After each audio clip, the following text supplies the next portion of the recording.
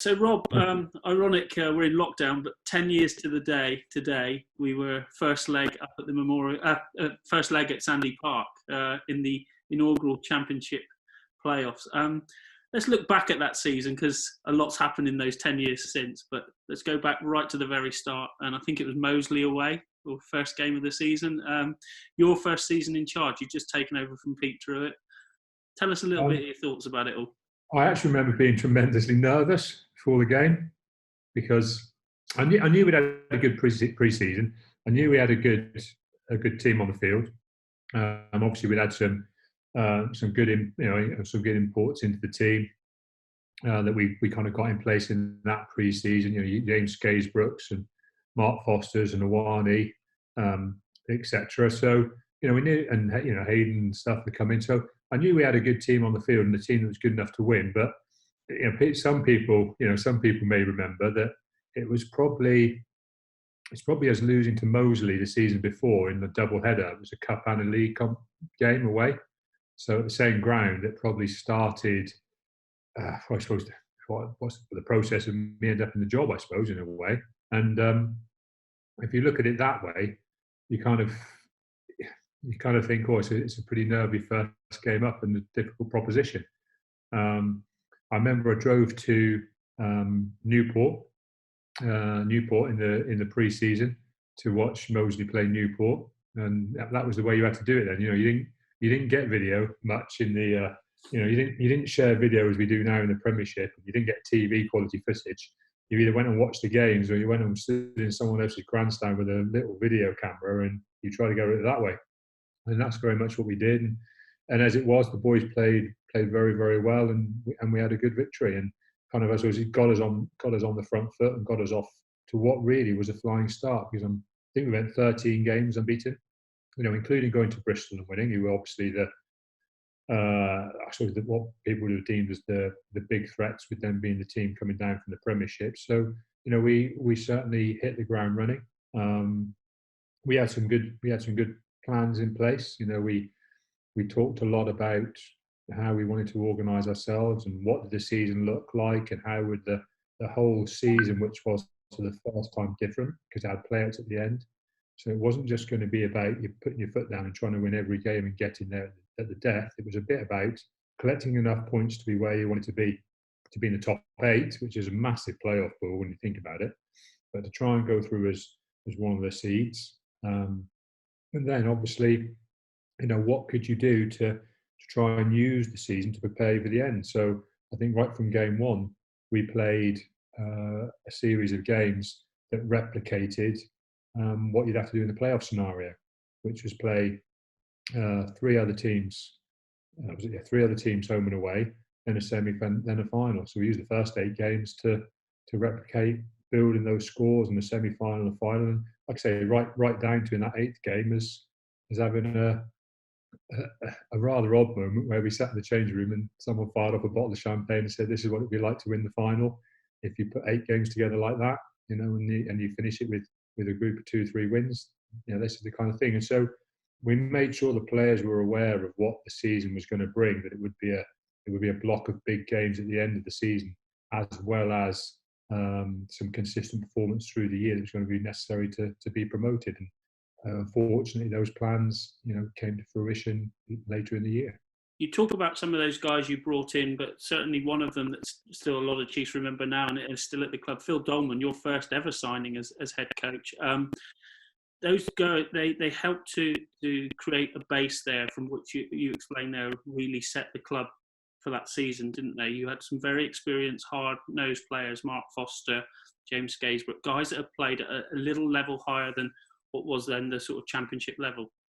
Yeah, well, when Ali and I first kind of came together and talked about the makeup of the squad was probably a little bit big, and it had probably been built a little bit more for an ability to almost last a season and cover injuries, etc., and have a consistency in that way. And we probably felt that there was a way we could, on the same budget really, trim probably some numbers, but add a little bit of quality. And we managed to do that. And as you say, some of those players were right at the front of that.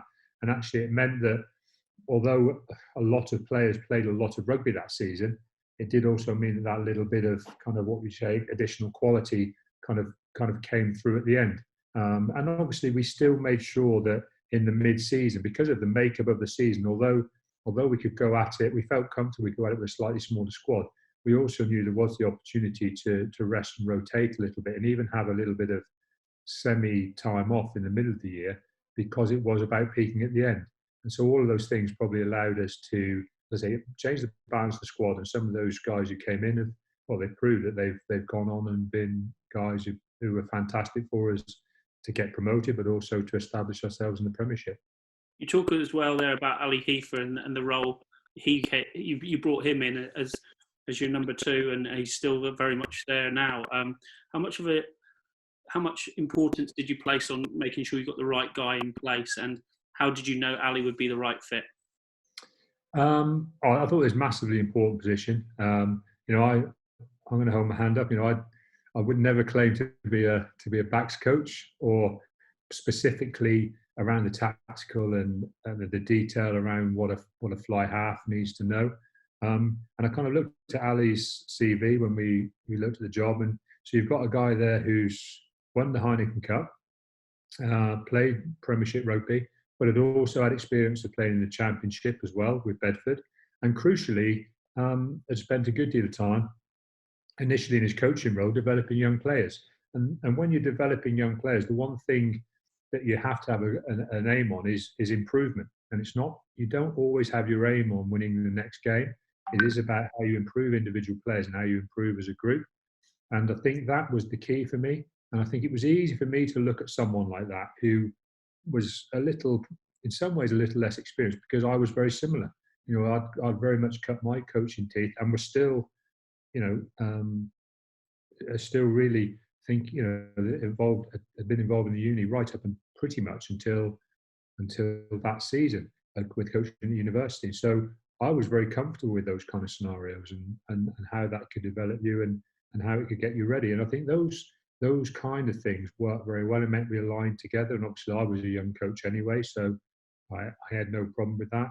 And it is interesting. I remember when I got the job, I had numerous people, almost telling me I wasn't the right guy for it, and the club had done the wrong thing, not going for a bigger name. I think people probably may have felt the same when we signed Ali. But the truth is, it wasn't about that. It was about us looking to become better, but also really looking to develop players. And the good thing was we continued that through that Championship season, but we never faltered from continuing with that even to this day. Even to this day, we spend a good deal of time every week looking to be better players and a better team, not just on how we win the next game. We've done that from day one, and it's always stood us in good stead. As you say, you started the season so well, 13 games unbeaten. And as the season's going on, it's clear that it was becoming a two-horse race at the top between yourselves and Bristol. Bristol, the side that had come down from the Premiership the year before, like every year, they are the side that are expected to go up. They have the parachute payments, everything like that. But it gets around Christmas time, and you had a different thinking around that time. And people looked at some of the results. You lost to Plymouth away, you lost to Bristol, and then you lost to London Welsh. And people were saying, well, maybe you aren't ready for the Premiership, and that this is Bristol's, no problem. But behind the scenes, you and your team of coaches were working on a devious little plan to get you ready for later in the season. Yeah, well, I'm not. You always wonder as the results come in whether things are backfiring. I think the good thing we did, and I think it's important, and it's still something I very much have driven through right through this, is that I spoke to the board as taking the plan on, which was to have a mini pre-season in the middle of the season. It was very. I'm not going to hold my hand and say this was my idea and this is all down to me. Paddy Anson was our head of conditioning then, and he felt it was a good idea. Ali has always been a big guy around the planning and the organisation of what we do week by week in training and what we do kind of month by month in our development and the bigger picture stuff. And between them, and then obviously I kind of sat in on what they were talking about trying to create that mid-season training block. and it seemed to make a lot of sense. We were comfortable with how we were playing and the points we were collecting to know that peaking at the end was going to be important. The important thing was we had a huge buy-in from the players, which basically meant we spent a lot of time in a block in the middle of the season in the gym, less time on the field, less time in match preparation, so to speak. And maybe we partly almost talked ourselves into losing those games a little bit as well, because potentially, if you start saying, well, I know we're changing the training regime here, you do create an excuse for yourself to lose a little bit. But you could also tell by the performances that we were a bit leggy. We weren't quite as sharp as we've been. On the other side of that, there was also a little bit of a change in the weather. It became a bit wintry. I would still hold my hand up now and say the game down at Plymouth should never have been played. And I still believe that. I mean, the pitch was in horrendous condition. And to be fair, our players could see me talking to the referee going, I can't believe you're going to let this game go ahead. Yeah, Dorsey on the other side saying, Dorsey on the other side, this game's definitely going ahead, And those kind of things happened. And, we lost a few games. I'll be honest with you. I kind of thought we'd have recovered because we ended the block and had got back a little bit to normal season training by the time we played London Welsh. And I thought we'd be okay by then, and we lost that one as well. And I think that was a little bit one of those moments. Did you worry at all at any stage there, Rob? That was probably the time where we went, this is have we got this right? But then we came through and flew until the end of the season, with a couple of hiccups, which we can talk about later. But there were some interesting moments, particularly based around the Plymouth game, because it's tough. It was tough for me, probably more than Paddy and more than Ali, to look at that as a game that we could potentially sacrifice because of all the history there's been over the years between Plymouth and Exeter. And I probably knew the repercussions that some of our supporters would have. This was a derby game. You cannot lose to the old enemy. Can't lose a derby game. I had a couple of supporters telling me that I'd thrown our season away by losing to Plymouth. And then we lost to Bristol at home, didn't we? And people who've been feeling so confident because we've won 13 games and one of them had been Bristol away and we were going fine. What had happened? Why were we losing 3-4 games? Why was this happening? We'd thrown our season away, and it didn't really matter that you could keep saying to them, well, no one's going to win the season now. We win the season in the playoffs at the end. But sometimes the emotions of, well, this was our time to beat Plymouth. This was the time we should be beating Plymouth and staying right on top of them. That was almost more important than anything else. But it's nice that it all paid out in the end, because very much some of those same supporters who said those things to me came up afterwards and said, no, we've got it right, and we've got the bigger result now, and the bigger picture's fantastic. So it was interesting and it was challenging, but it ended up being the right thing to do. As you say, you got through that 3-game losing streak, and then you go through the rest of the season. The aim then is just to make sure you're well placed in the playoff picture. But the playoffs was a whole brand new thing to everyone, wasn't it? Nobody knew how it would work, how teams would go about attacking it. What was your philosophy at that time when you went in?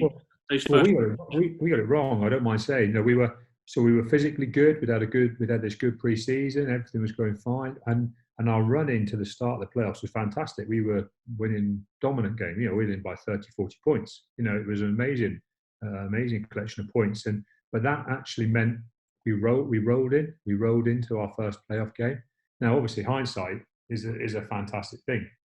And what you realise in hindsight is that because it's only a top 8 qualification, what was it, 12 or 14 clubs? So virtually the whole league go through. Was that weeks and weeks and weeks before the playoffs started, some of those other clubs have gone, well, we're in the top 8 here. We're not going to get in the top 2. Bristol and Exeter are comfortably in the top 2. We actually now, this is our time to prepare for the first playoff game. We'd probably done our preparation a little earlier. But actually, some other clubs had obviously spent those few weeks kind of probably holding back a little bit in the games and not committing fully with their players or any. Sometimes you might have a semi-injured player or whatever, and actually forfeiting a few games in the run into the playoffs to actually go bang. We're going into the playoffs absolutely flat out. This is the start of the season. Now, obviously, we knew it was important because we spent all season planning it and talking about it. But it's a lot harder to go, right, bang, this is the game that starts it when you've just won 3 or 4 games very dominantly. And actually, that hit us, and it hit us. Some of the intensity that changed, and the intensity did certainly change from the last few rounds of the regular season into that first playoff game away at Nottingham, and it shocked us. And Nottingham beat us pretty well on the day. And I remember sitting on the bus and going, "Oof, we've been towards the top of the league all season. And we just lost our first playoff game," and that took a bit out of us. But I think again, and we've always done this when we've been in the Premiership or when we've had a loss in the Premiership, we were very honest about it and said, look, they just caught us with the intensity of it. We rolled in, they fired it. And the good thing about it was it shocked us enough to shock us into life and make us realise that training had to step up. Training, had training been as intense as it needed to be in the run into that game? Well, probably not in hindsight, because we were just winning games and playing well and being consistent. And that altered things a little bit, and that allowed us to be that bit better. We still had another hairy moment when we went to Doncaster, and Danny Gray had to knock over a long range. That was last minute, wasn't it? Yeah, last minute long range penalty. Still not quite sure how he did it, but he did it, and that got us that game. Obviously, then we had the game away at London Welsh, which, well, we lost. They were a good side in the Championship, and obviously Richie got a bad injury that could have ruled him out. Would have ruled most people out of the rest of the season. So we had our moments fighting through there, but again, we also had some big moments. A bonus point win late in the game against London Welsh in the home round of the playoffs was very important, getting that bonus point. And there were some moments happening in those games that saw us through as the top seed, that were important. I still talk to people about it. There's other important things come out of it in the Nottingham home game. So we lost them away from home. At home, we beat them pretty convincingly. The guys had definitely stepped up kind of what they were wanting to get out of the season, the quality of our training. We beat them pretty well, and then someone brings me in a little note that was left in their changing room when someone was in there tidying up. They'd left a note on the table that said, "Good luck, Exeter. See you next season." From Nottingham Rugby Club. Don't you, Rob? It's still pinned on the board. Still pinned on the board there. It's one of those things. You go into work every morning. I can't avoid seeing it as I walk in, and it just reminds you. It just reminds you that people assumed that we couldn't do it, and we weren't gonna get there. And sometimes it's just that little thing you need when you think you're getting everything right, just to remind you, come on, let's get on with some hard work again today. We've got to set our own intensity, because I'm always reminded by that note about what we got wrong in the first Nottingham game, and because we lost Nottingham in the first game, they didn't believe we could get promoted over 2 legs in the final. And so it's always a good reminder that don't let yourself roll into anything. Make sure you set a new intensity every day of training, and for every week's playing. And from your own playing days, Rob, you got so close numerous times with Ian Bremner as your leader. You were there or thereabouts. You were always classed as probably the best semi-pro club behind the ones that were coming down from a Premiership. Now you were the head coach going into that first ever playoff final. Was there more pressure on you now to think, right, we're even closer than I've ever been before now? No, I think actually, I think a lot of the things quite a lot of the things that because you're right, and I do think that it's actually what's made the rugby club actually, is being resilient enough to get close and fail, and stick at it and get close and fail is important. I think playing in those Twickenham finals, that second tier competition, and losing them all. I played in 2 and coached in 2, and we lost them all. And but I do think there's lessons you learn in being involved in some of those games. Like, the big thing I remember from when we shifted into involved in those big games is we often got things a little bit wrong in our preparation. I'm not necessarily talking on the field, but there'd often be something quite big added in. Like, I think in a couple of finals we played in a new set of shirts that we hadn't played in before, and a couple of finals we had pre-match things laid on during the week at the club, and I remember thinking, right, we get towards these finals and these big things again, we've got to try and run in them as though we're preparing 100% for a game of rugby, and we did that. We did that really well. We didn't suddenly bring in I could say that, oh, this is the final set of shirts, so this is going to be different, that's going to be different. what we did was just go, right, what is locking down our preparation 100%? And we got that absolutely bang on. And obviously part of that was shifting to evening training in preparation for evening games. Again, you know, Ali brought that up weeks before we even got there. You know, just as a little reminder, come on, let's make sure we have a think about shifting towards evening training as quickly as we can once we get towards that we get towards that final, just so it becomes a bit more normal to be here in the evenings and things like that. You know, things like that were important for us. And actually, evening training was quite nice because the weather had got better. Although the second leg of the final wasn't played in great conditions, the weather actually was starting to improve. It was a little bit like now. And training in the evening on a lovely summer's evening, running around Sandy Park was fantastic. And it was a nice little change for the lads. They'd come in the afternoon, they'd have a nice lie-in, come in the afternoon, do their weights, do the team meetings, get out and train, and they really enjoyed it. And it's so, you know, you wonder whether those little things made a difference in the end. But if they make a bit of mental difference, you know, especially when our lads started to hear that Bristol weren't doing it, you know, that those little things that make your lads just go, oh, maybe we're a bit better prepared than Bristol, maybe we're just getting it a bit more right. All those things, you know, especially when you look at how tight the first game was, and you just got to hope all those little things paid off, and you know, we'd like to think they did. As you say, went into that first game with a new North Terrace, if my memory serves me right, at Sandy Park. The ground was having to get ready potentially for Premiership rugby, and it meant you had to get a bigger attendance in there. But I remember that first night of that playoff. It was rocking at Sandy Park, but boy, it was cagey, wasn't it? As you say, 9-6 in the end, but there was nothing being given by either side. It was, and interestingly, just going back to the North Terrace, you know, I've said to Tony a couple of times, I said, I don't think people have ever made enough about that.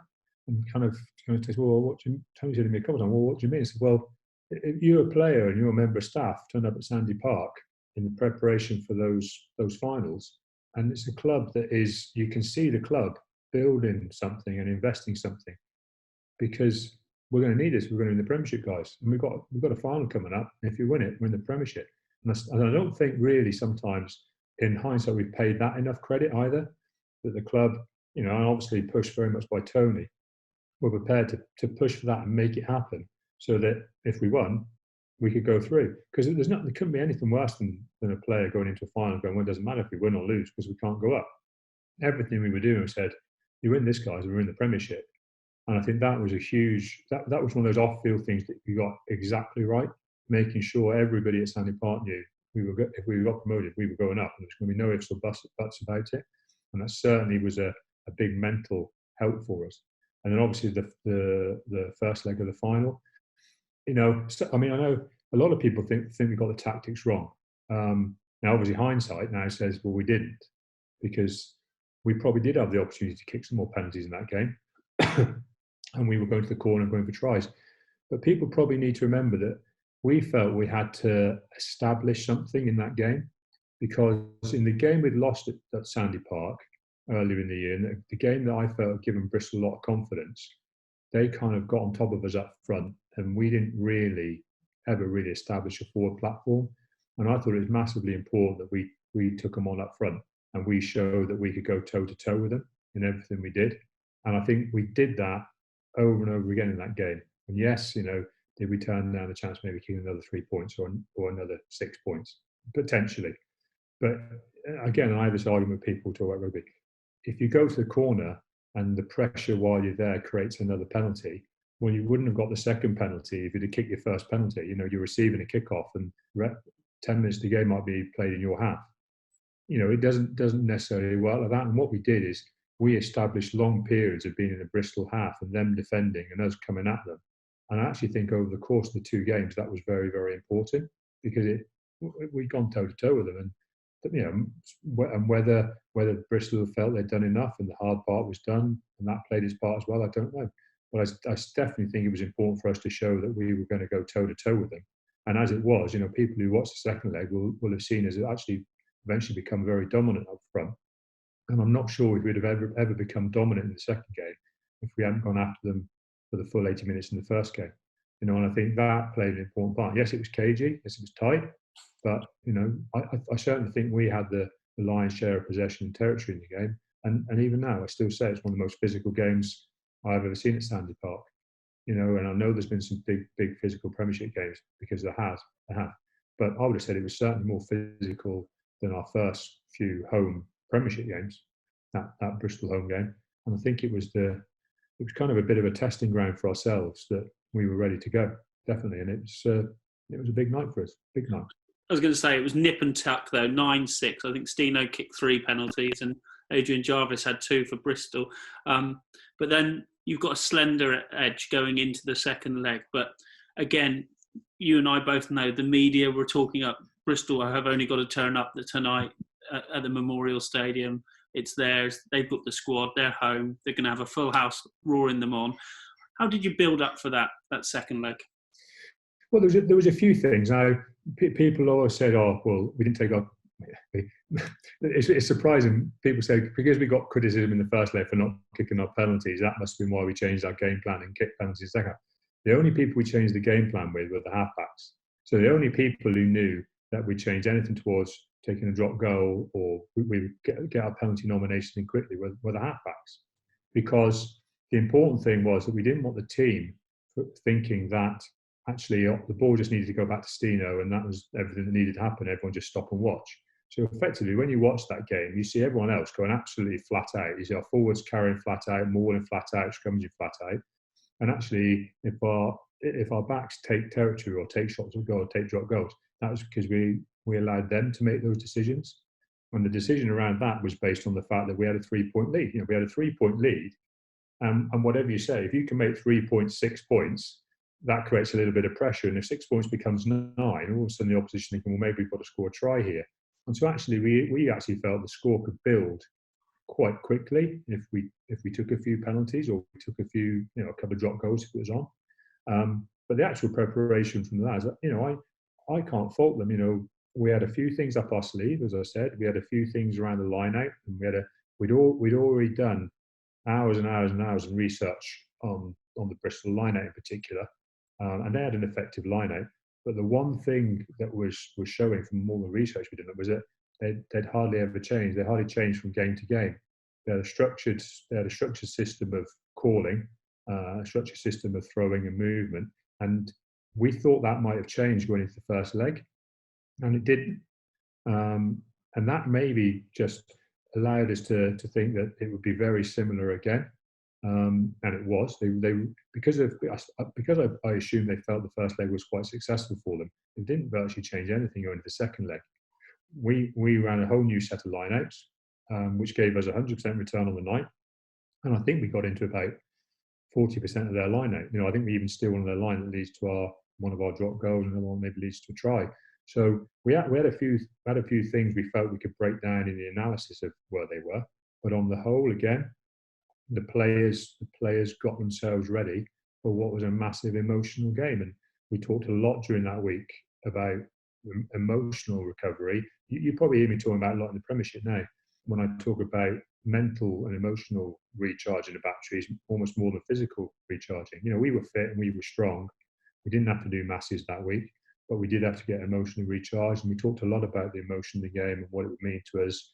And the players took that on board fantastically. And I still know now. I still feel, stand up on my arms and back of my neck when I think about arriving at Sandy Park for the bus journey on that night, because it felt charged. The emotional batteries were charged right up, and I could feel it. And I could feel it crackling around the team bus, and I could feel it crackling in the team meetings, and I could feel it when the boys were warming up.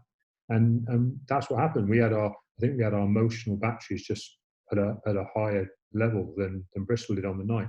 And as I said, that is not for me to say what necessarily every reason that happened, but a lot of that is down to a group of players who decided it was their time. A lot of them did. Rob, you wouldn't have planned though for heavy rain on the night, especially at the end of May. Being a farmer, you know when the good seasons are. But that night, it absolutely came with rain, didn't it? And that wouldn't have come into the mindset in the build-up. No, and I think wet gameplay. Again, maybe that kind of semi helped us a little bit, because it wasn't wet right at the start of the game, although it was a bit dewy and it was threatening to rain. And obviously, because we kind of went out there to get after them and everything we did, and if we created those penalty shots, take them. And so a little bit of a lead suddenly started to look like quite a big lead, because it became harder to play. And actually, because we had the lead, as it became harder to play for Bristol, that played more into our hands. But even so, even now I watch the game back every now and again, or I look at the montages we made from it.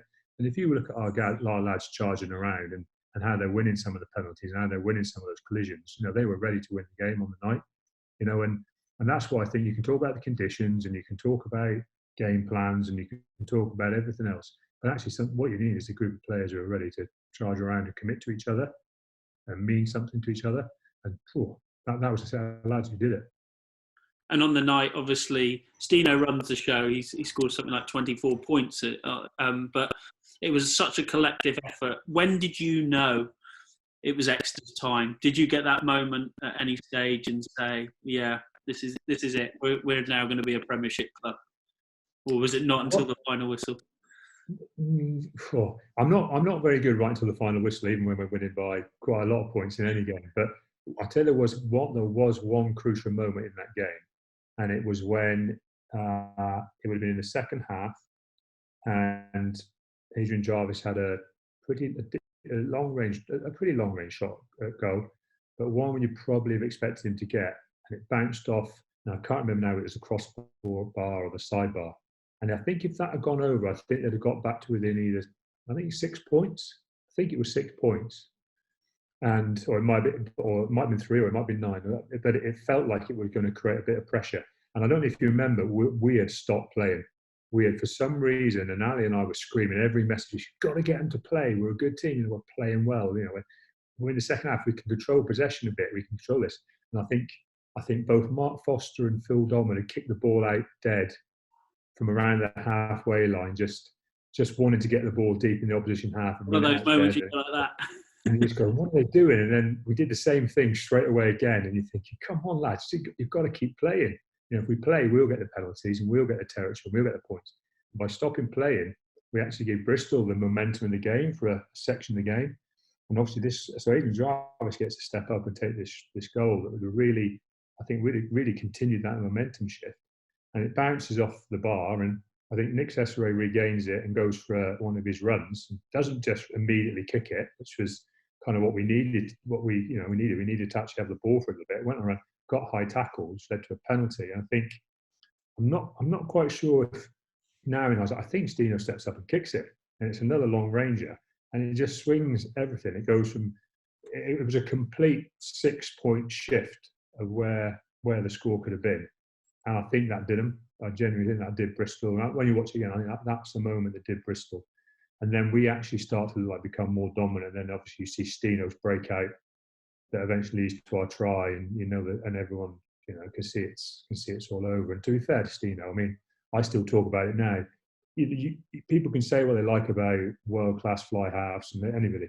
If someone says to me anybody could have played a better game in those conditions than Stino did on night, I don't believe it. I don't believe a Johnny Wilkes or a Dan Carter could have done better on the night, because he did everything right. He kicked every shot at goal. He knocked over a couple of drop goals.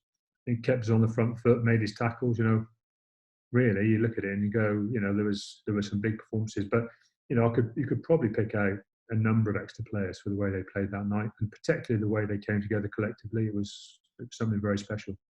They talk about mind games in sport, and various coaches or managers, whatever, do various things.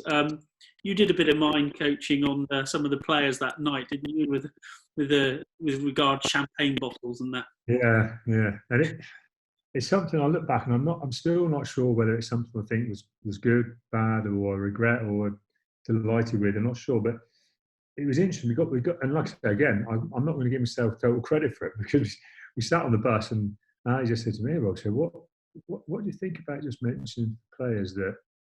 Because obviously you send up your team to get the change rooms organised, like set out the kit and get the training kit organised a few hours before. And now he said to me as he got on the bus, "What about in the team chat?" Because an away game, we always have a chat in the change room before the lads go out and warm up. And Matt just says to them that Bristol think they've got it in the bag, because our guys up there, seeing them set up the change room, have seen them carrying boxes of champagne into the changing rooms, and can just tell by what's going on up there. And I actually sat to Ali and I said, "Oh, I don't know. We haven't done this kind of thing before. We've always always had a mantra of not lying to the lads, telling them we'll always be honest and we'll treat them like men. It's always been a big part of our mantra. But the more I thought about it, the more you kind of go, and in some of these one-off games, have you not got to just take every opportunity that might be in front of you? And so I remember talking to the lads now and just saying, just the last thing we did before we left the changing room, I just said, look, guys, sometimes rugby and life is about respect. And I know these guys don't respect you. And the lads kind of just did have that little bit of refocus and just said, because, we've been up here setting up the changing rooms and all we've been seeing is them carrying their boxes of champagne in ready for their celebration. They think they've done it. They've got no respect for what's happening here tonight. And you do know sometimes when just a couple of words has hit home to a few players. I'm not saying it affected every player in that changing room, because every player is different. So the biggest thing you have to accept when you're a coach is that you're never going to say one thing that works for every single player. You have to be able to approach it in different ways. But there was enough people looking at me and starting to shake their heads and starting to look at each other and go, they weren't going to stand for it. But it had some effect with some of them. And I certainly think as they left the changing room and they walked out onto the pitch, there certainly wasn't any ex-Chiefs players wanting to go over and shake the hands of any Bristol players warming up on the field. That's for certain, And whether it gave us a bit of edge on the night or not, I don't know. Personally, the thing that happened after the game, and I don't know if you know, but as I said, it was Ali's idea, so I wasn't going to take credit for it. But of course, a couple of the players had walked in. I'd got dragged off for post-match interviews, so a couple of players had grabbed Ali and said, what should we do now? Should we go and see if Bristol want to sell us their champagne or whatever, so we can celebrate?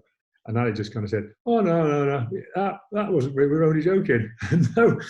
And I kind of said to her, I said, "You shouldn't have said that because we can never use it again now." But and so it was, And actually, I'm not being funny. On the first day we were back in pre-season training, pretty much a few of the lads said, "Oh, so you lied to us about the champagne, Rob?" And I said, "Look, I'll tell you the truth. We're never going to do it again. So, we'll never try and mislead you again. It worked on the night, and that was the one-off that we can never be repeated." You mentioned it earlier when you were chatting.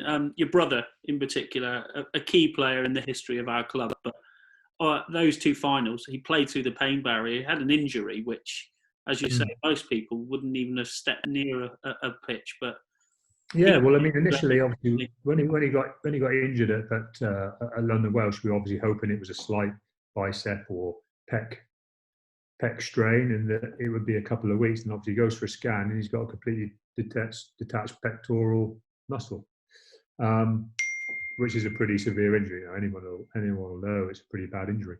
But anyway, there was two things we could do. We could have had to make a decision between getting him in for operation straight away, which I think had like a 4 to 6 month type recovery, which immediately post London Irish would have given him quite a chunk of the London Welsh would have given him quite a chunk of the season, because we still had some playoff games and we still had the semi-final, which was a semi-final scenario. Then we had obviously the double header, so another 2 weeks.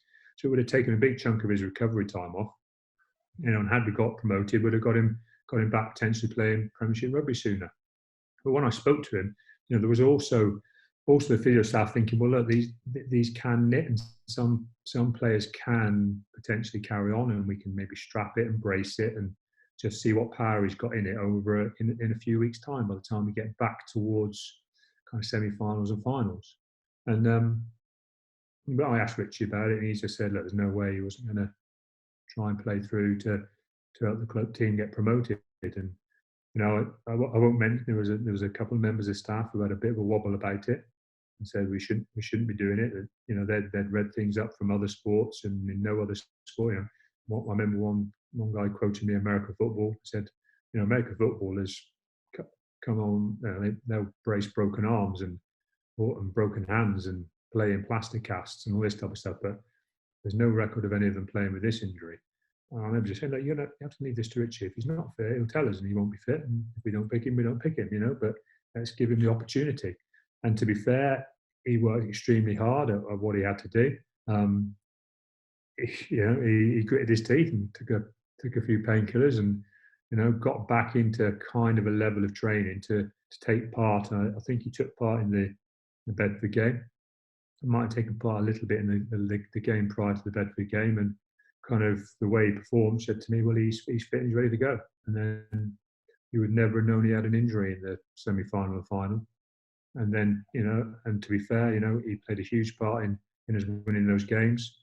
It delayed his recovery by a good 6 weeks because he still had to have the operation, and it meant he missed a chunk of our first Premiership season. But if anybody turns around and says, what was important to him at the time, well, that was important, and he got the job done for us.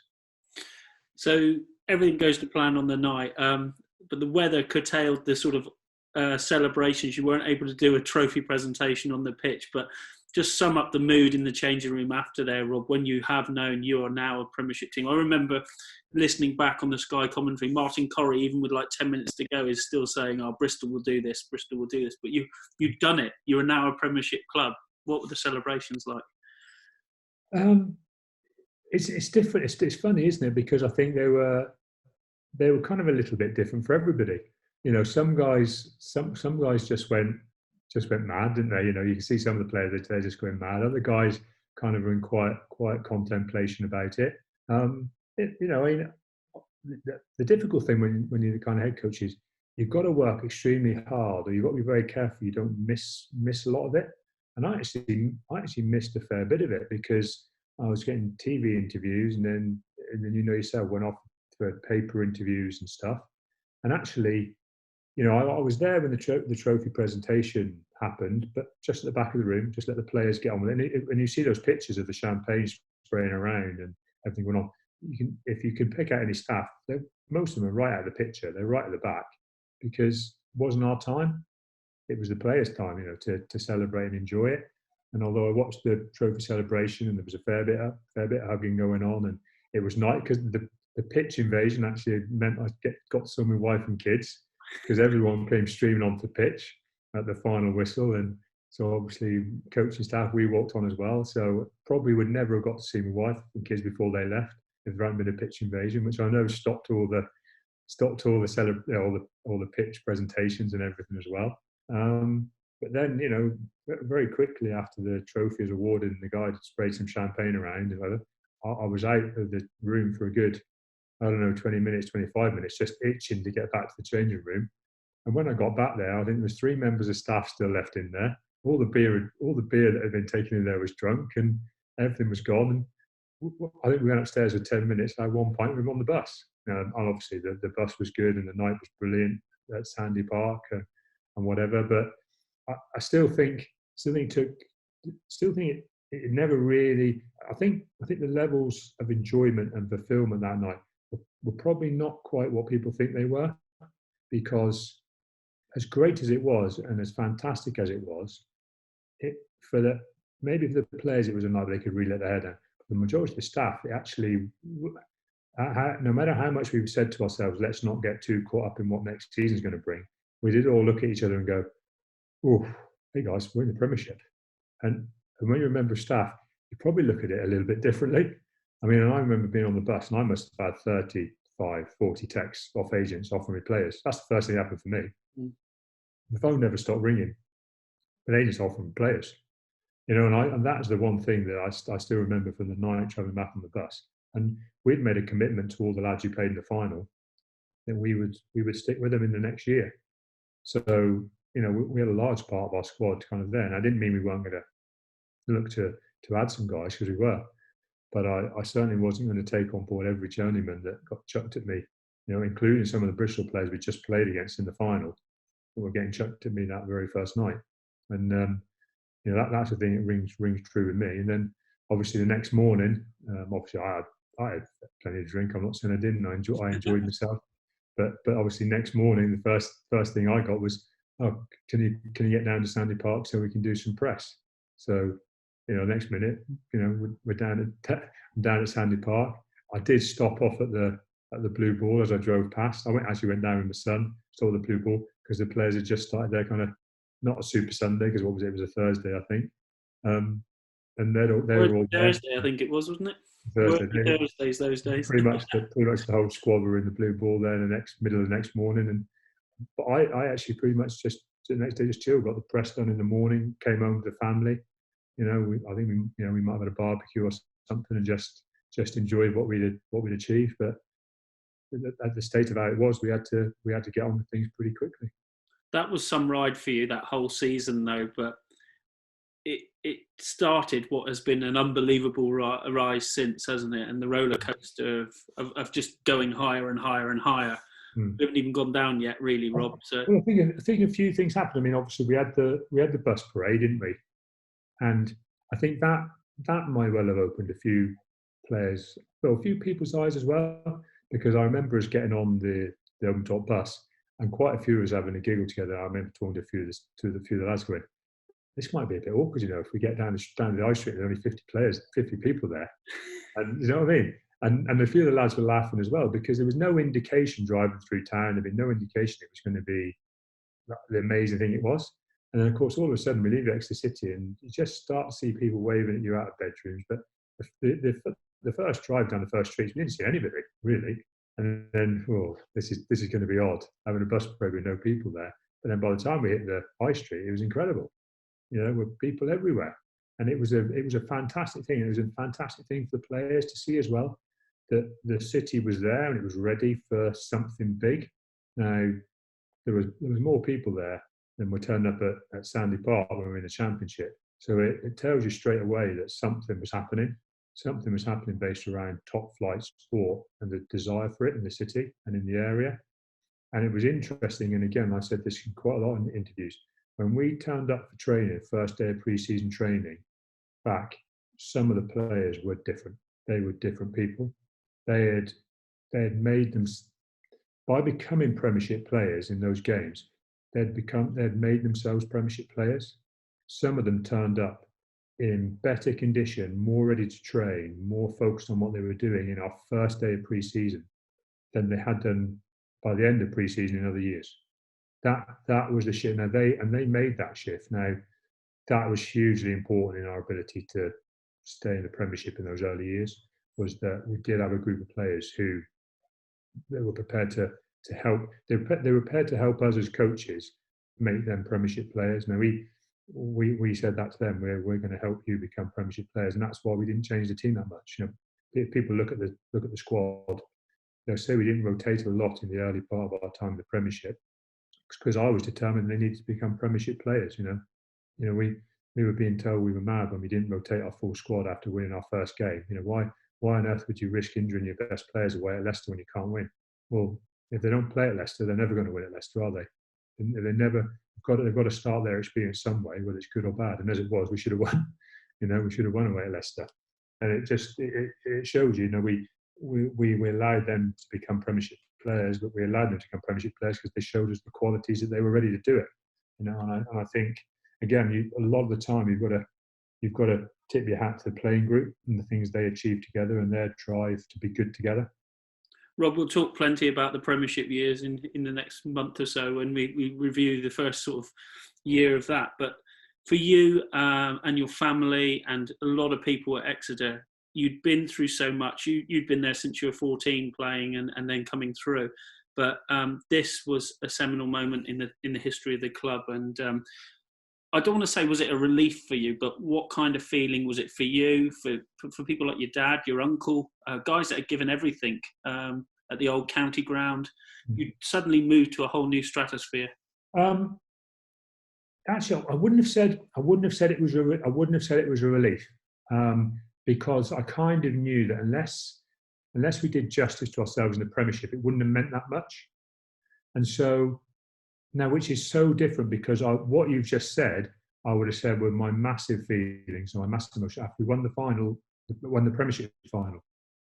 Because I think then, by winning the Premiership final, you've got to say, well, this is something that now everybody who's taken part in getting Exeter Chiefs to where it is now, no matter how big or small that part was, and obviously some people have played huge parts in it and some people smaller parts, they've all had some footstep in the journey to Exeter becoming on the day the best team in the country.